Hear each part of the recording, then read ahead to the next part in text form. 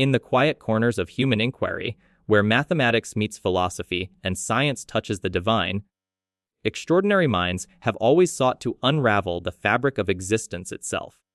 Today we journey through the thoughts of one such mind, a mathematician and philosopher whose approach to understanding reality challenges our conventional wisdom and pushes us to reconsider what we know about consciousness, causality, and the nature of God.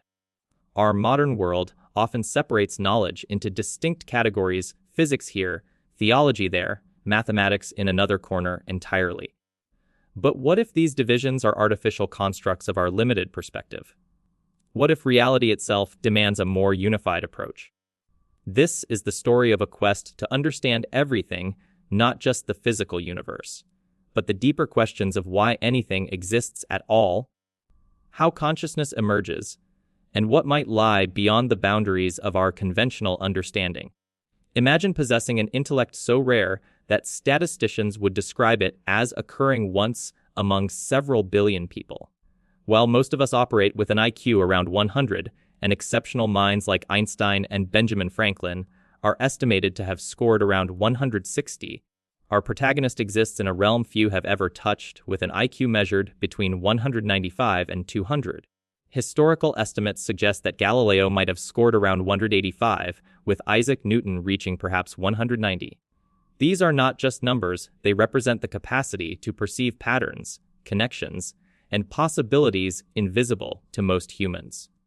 But with such extraordinary gifts comes an extraordinary burden, the responsibility to use that intellect in service of truth. Our protagonist doesn't just think differently, he experiences reality differently. Where others see disconnected phenomena, he perceives underlying structures. Where most see chaos, he discerns intricate order. His perspective isn't simply educated or well-informed, it's fundamentally transformed by the capacity to hold vastly complex systems in mind simultaneously. But this isn't merely a story about intelligence. It's about the courage to follow logic and reason wherever they lead, even when they challenge our most fundamental assumptions about reality itself. At the heart of this intellectual journey lies a profound dissatisfaction with fragmented explanations of reality. Einstein saw the universe as fundamentally geometric in nature. Bertrand Russell conceived of it as essentially linguistic. But what if both were partially right, yet incomplete? This is where our protagonist's cognitive theoretic model of the universe, the CTMU, enters our story.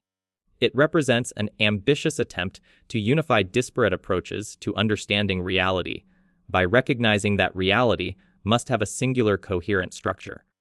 It must be logico-geometric, blending the linguistic insights of Russell with the geometric perspective of Einstein. The name itself reveals its ambition: cognitives, S relating to mind, theoretic S relating to language and logic, and universe, I the totality of existence. In this framework, the universe isn't merely a physical entity, but a self-processing, self-defining information system, a reality that knows itself. But what does this mean for our understanding of consciousness, free will, and even the divine? When Moses encountered the burning bush and asked who was speaking, the response was profoundly simple yet infinitely complex: I am that I am. This ancient declaration resonates with our protagonist's mathematical formulation of reality's fundamental nature. Reality, by definition, must have an identity, it must be something. When we use the word reality, we're naming that identity. But this isn't just philosophical wordplay. It's the foundation for understanding everything else. This identity, the I am, of existence itself, possesses properties that can be deduced through rigorous logical analysis. And remarkably, these properties align with descriptions of God found in major world religions. Not because the analysis began with religious assumptions, but because it followed the mathematical and logical implications of reality's self-identity wherever they led. In this view, God isn't simply an entity within reality, or even just the creator of reality. God is the identity of reality itself, the fundamental I am that enables existence. This isn't pantheism, the view that God and the universe are identical, but rather pantheism, the understanding that while God encompasses the physical universe, God's nature extends beyond it. Today's popular discourse often entertains the simulation hypothesis, the possibility that our physical reality might be a simulation created by advanced beings on powerful computers. But our protagonist sees a more profound truth: reality itself is self-simulating. This isn't just speculative philosophy, but emerges from the logical requirements of a coherent universe. Any complete understanding of reality must account for both its display aspect, the static states we observe, and its processing aspect, how those states transform over time. Consider this metaphor. When you watch a movie, you're seeing a sequence of static frames displayed rapidly enough to create the illusion of motion. But those frames don't transform themselves, they require a projector, a processing mechanism. Similarly, reality requires both its observable states and the process that transforms them. In conventional science, we describe states, the positions of particles, the configurations of fields, and then apply laws of physics to predict how those states will evolve. But this approach faces a fundamental problem. It doesn't fully explain how those transformations actually occur. This is where divine reality enters the picture, not as a supernatural intrusion into natural law, but as the necessary processing aspect of existence itself. God, in this view, provides the fundamental processing functionality that enables states to transform coherently through time. Perhaps the most radical aspect of this worldview concerns consciousness itself. Rather than seeing consciousness as an emergent property of complex physical systems, the conventional scientific view, or as something entirely separate from physical realities, dualism. Our protagonist proposes that consciousness is fundamental to reality's structure. The quantum of this reality, its smallest indivisible unit, is what he calls an identity operator. This mathematical entity takes input from the external world, processes it internally, and then returns output to the external world. This throughput operation, with its internal subjective processing, is the fundamental nature of consciousness itself. And here's the revolutionary implication: this process happens everywhere in the universe. Every part of reality participates in this conscious processing to some degree. The table before you, the air you breathe, the stars in distant galaxies all exhibit a form of generic consciousness. But this doesn't mean all consciousness is equal. Humans, with our complex neural systems, represent a higher, more integrated form of this universal consciousness. We're not separate from the conscious universe, we're specialized expressions of it, capable of higher order awareness and choice. This brings us to one of philosophy's most persistent questions: do humans possess free will? Can we make genuine choices, or are we simply complex physical systems following deterministic or probabilistic laws? In conventional physics, this question becomes particularly troubling. Deterministic physics leaves no room for choice, while quantum indeterminacy offers randomness, but not necessarily choice. But in our protagonist's framework, free will emerges naturally from reality's structure. Reality isn't a fixed manifold with predetermined coordinates of events. It's generative, continuously created through the interaction of conscious entities operating within divine coherence. The quantum fields described by physics exist in superposition, with their final states undetermined until conscious observation resolves them. This isn't the weak claim that human observation mysteriously collapses quantum states. Rather, it's the profound recognition that reality itself requires conscious participation to fully actualize. Our choices matter because they help determine which of many possible realities becomes actualized. In this view, when we collectively align our consciousness with the deeper harmony of existence, we create the best of all possible worlds. Our mistakes and misalignments create the disharmony and suffering we experience. Free will is real, but it operates within a framework of divine coherence that harmonizes all perspectives. Our conventional understanding of causality seems straightforward: events flow from past to future in a one-way sequence. When I move a glass from one position to another, the past state, S glass at position A, causes the future state, glass at position B. But this linear causality faces profound challenges in both quantum physics and relativity.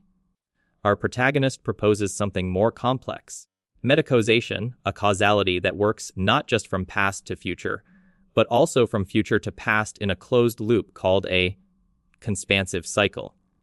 This sounds paradoxical until we recognize that the future point to which we move an object doesn't exist yet when we begin moving it. The entire framework of points in space, existing independently of time, is an illusion. Events don't just happen at space-time coordinates, they create those coordinates through their happening. God, in this view, exists both distributed through time and space, as immanent in creation, and beyond time and space, transcendent.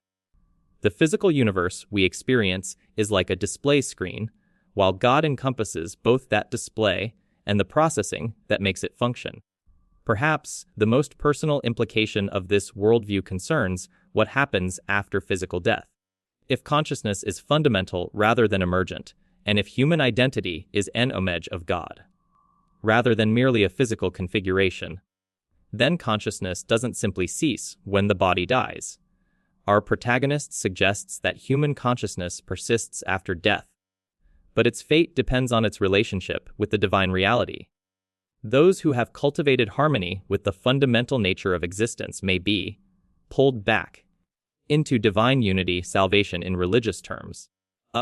Those who have rejected or opposed divine reality may experience separation, a state where consciousness attempts to create its own reality without divine coherence.